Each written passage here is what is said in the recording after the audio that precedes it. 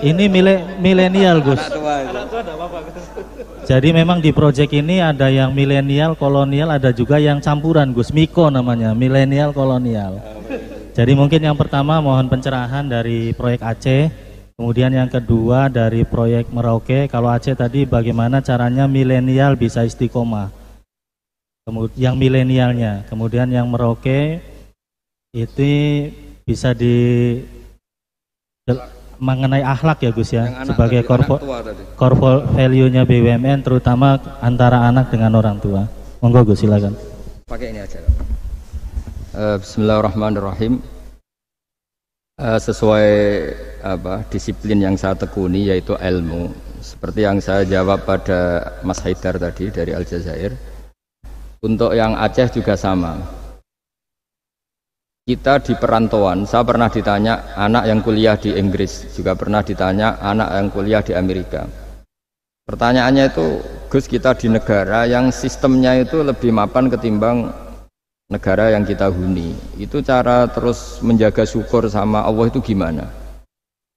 Ya saya jawab, apapun baiknya negara di Eropa maupun Amerika, ketergantungan Anda pada sistem negara itu lebih tergantung pada nikmatnya Allah. Untuk kamu dideportasi itu butuh ketangkep, butuh ini itu. Tapi kalau kamu nggak dikasih oksigen sama Allah saat itu juga Anda mati. Kalau Allah mengambil buminya dengan memberi gempa yang besar, saat itu juga Anda mati. Artinya dia tanya, di mana cara ingat Allah di negara-negara maju seperti itu? Terus tak latih bahwa utang jasa kamu kepada Allah itu jauh di atas utang jasa kamu terhadap sistem negara. Artinya oke lah kita ngakui sistem negara itu baik, kita juga loyal sama negara. Tapi kenapa orang Islam selalu disuruh uzkuru wa dzikron katsira, ingat Allah sebanyak-banyaknya? Karena nikmatnya Allah memang jauh lebih banyak. Kita dapat uang BLT itu ada prosedurnya, setidaknya dimiskinkan dulu, didaftar dulu. Tapi kalau dapat oksigen sekarang juga, kita tidak pernah setor miskin sama Allah, sudah dikasih. Kita pakai buminya Allah, tidak setor kebutuhan dulu, status apa, langsung dikasih, langsung pakai, nggak bayar lagi. Nah, semakin kita berpikir seperti itu, maka utang jasa kita kepada Allah semakin banyak.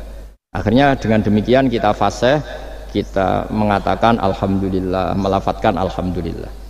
Jika di surat Waqiah, Allah melatih kita seperti itu. Nahnu khalaqnakum falaula tusaddiqun. Yang menciptakan kamu itu kita, saya, maka kamu harus begini. Yang menurunkan hujan itu saya, kata Allah, kami, kamu harus bersyukur. Bumi yang kamu huni, kata Allah, bisa saja setiap saat ayaksifa bikumul ard. Bumi yang kamu huni yang kelihatannya kokoh, setiap saat bisa likuifaksi. Air yang kamu minum bisa saja setiap saat ya ghauran itu qul ara'aitum min asbaha ma'ukum ghauran. Dengan melihat seperti itu, bumi yang kita huni ternyata enggak posisi aman, setiap saat Allah bisa membuat likuifaksi. Nah, dengan cara seperti itu kita akan tahu betapa ketergantungan kita kepada Allah Subhanahu wa ta'ala, sehingga mudah ingat Allah terus menerus. Ya, dengan cara tadi baca wiridan-wiridan yang diajarkan guru-guru kita, termasuk yang ada di kitab-kitab Dzikrul Ghafilin dan sebagainya. Nah, yang untuk anak tua tadi juga sama seperti itu. Meskipun di bumi Papua, kalau kita ingat, itu pasti ketergantungan kita pertama pada Allah Ta'ala. Makanya Allah itu mengancam untuk orang yang tidak ingat kepadanya, ancamannya itu ekstrim.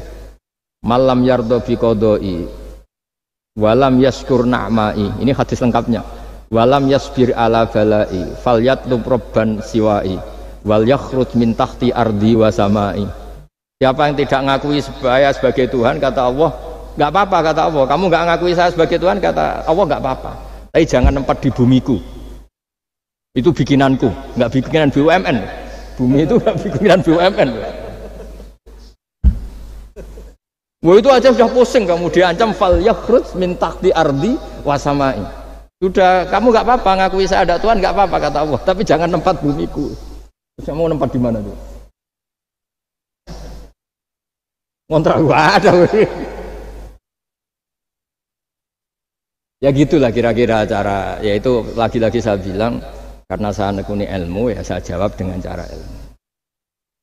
Ya, terus beberapa kiai dengan cara suruh lafadzkan kalimat thayyibah tertentu.